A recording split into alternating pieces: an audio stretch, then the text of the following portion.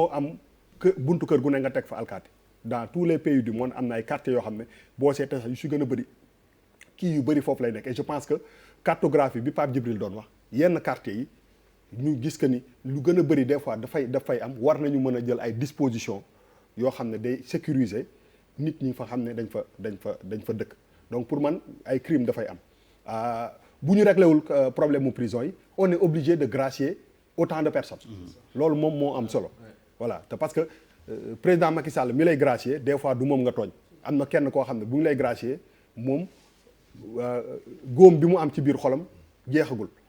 à la limite il peut même en vouloir au président parce que def nga dara wala jël nga alalu nit ki xam nga ñu gracier la nga génn fekk nit kële baalu la ak donc dafa bëri ay kii mais comme prison yi dañu surpeuplé ils sont obligés bàyyi affaires yi contexte yi des fois aussi même ci mbirum politique des fois quand booy gracier 3000 personnes ça un peu am na lu mu lay indil en termes de sympathie xam nga mooy que yaa ngi def ay efforts et je pense que la pression que ñu mel ni ñoom Malal di teg tout le temps si suñu état yi par rapport ak conditions yi nga xam ne ñu nekk voilà ñu fa nekk day tax ñoom dañuy obligé pour un peu régler ce problème te prison dafa war a exister ci dëkk nit bu defee dara dafa ko war a fay normalement daf ko war a fay loolu moom mooy dëkk maintenant nit ki aussi bu bëggee génn bu nekkee biir prison day fexe ba nga xam ne nekkinam day nekkin boo xam ne bu exemplaire la parce que voilà boo bëggee génn prison bu ñu la nee toogal nga toog bu fii taxee nga nettoyé ko tu fais de sorte que nga am sympathie ñi nga xam ne ñooy liggéey ak yow pour que ci rapport yi ñuy def ñu ne prisonnier bii de il est exemplaire peut-être que des fois c'est aussi boo seetee sax ñiy def perpétrer yu mel yooyu yëpp ay nit yoo xam ne noonu la ñuy kiiwee dañ lay nax donc tout ça pour man c'est des choses yoo xam ne il faut ñu jël ko en compte et ñu conserver suñu acquis yi man tout le temps je le dis moi c'est vrai que le 8 mars j'ai vu beneen visage du Sénégal beneen et pour man violence bi li si gën a bëri c'était peut-être sax une violence assez inconsciente parce que ñi ko doon def dëggantaan boo jël dellu see ci 8 mars am na ñoo xam ne ils étaient même pas conscients de ce qu'ils faisaient surtout ci wàllum tranche d'âge bi ko doon def topp benn kii jël xeer sànni mais en fait loolu moo lay wan ni war na am liggéey bu am solo bu ñu def mooy li nga doon convoqué sociologue yi d'ailleurs ma ciy profité di wax que ni si biir koor gi dañu defoon fii benn émission sur quartier général ñu invité docteur Massamba Gueye Charles Faye nekkoon na ak professeur Djibi Diakhaté pour man c'est au-delà d'une émission loolu parce que yàgg naa si peut-être affaire u télé yi mais rarement laa nekk si benn émission di ko xool ma sentir que ni lii c'est au-delà d'une émission télé dafa nekk loo xam ne ñëpp dañ ko war a gis ba dafa tax sax par coïncidence nii demain moi j'ai demandé à ce que ñu rediffuser en prime time le samedi pour que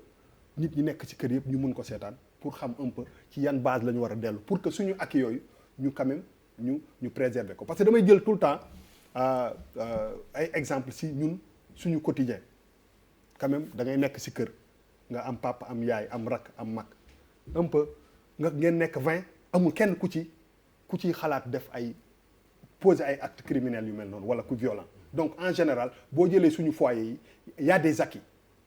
dafa bëri te loolu pour man nañ ko natt ci suñu bopp rek quoi parce que balaa ngay natt ci nit yi da ngay seet sa quand même environnement immédiat chez toi tes sœurs tes mères tes nièces tes trucs nga gis que ni y a quand même des acquis yoo xam ne bëriwul dëkk yu mu am te man loolu dañu war a def lépp ba nga xam ne ñu garder un peu loolu surtout par rapport ak jeune génération bi et essayer effectivement de régler le problème des prisons parce que en réalité la place des gens nit ñi aussi ils ont besoin d'avoir une seconde chance c'est pas parce que boo joxee à 100 personnes une seconde chance quand 100 yëpp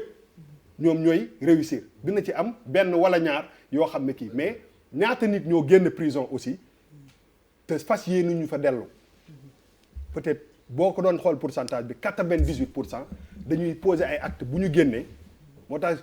des fois dañuy am ay nit yoo xam ne je me rappelle yàgg na trop pour ne pas guddal dafa am benn mbër bu tudd Mike Tyson fii Tyson men mooy fàttaliku bi mu nekkee si diggu ndëndam il avait ce discours là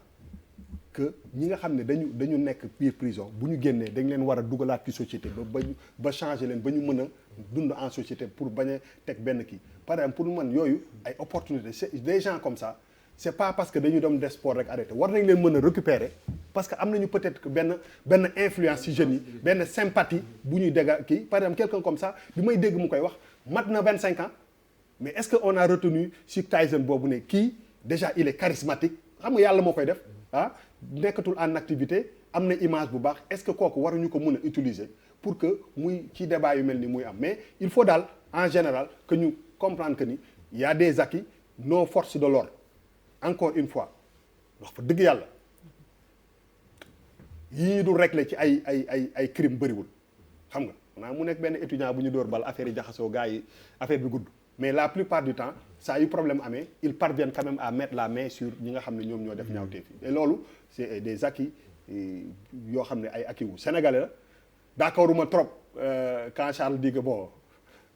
voilà gars yi même ay Italie ak affaire gars yi yooyu scooter këf pour man ñu bëri ñu fay dem aussi dañuy daan seen doole quoi c'est pas ils sont pas aussi violents que ça mais les acquis on les préserve mais aussi ñu comprendre que ni ci àddina day ay mbir yu am la et daf ñu war a permettre ñu gën a redoubler d'efforts pour que li nga xam ne moom lañ ñu am ñu ko